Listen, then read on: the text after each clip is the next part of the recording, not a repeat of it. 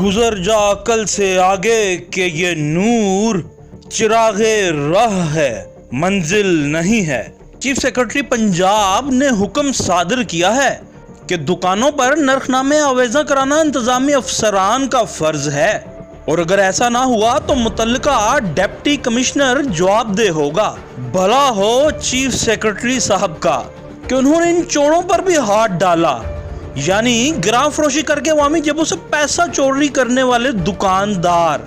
कितनी फिक्र लाहक है चीफ सेक्रेटरी साहब को अवामी पैसा की, और कितने मुस्तैद हैं जनाब अवामी पैसा चोरी करने वालों के खिलाफ।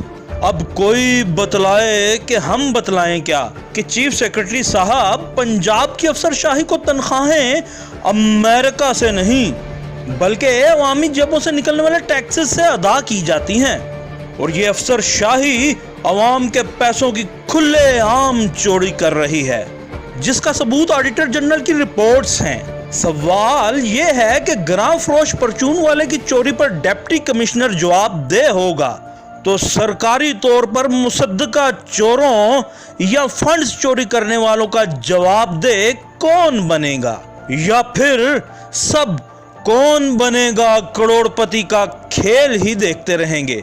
अदील शुजा, खबरिस्तान, लाहौर।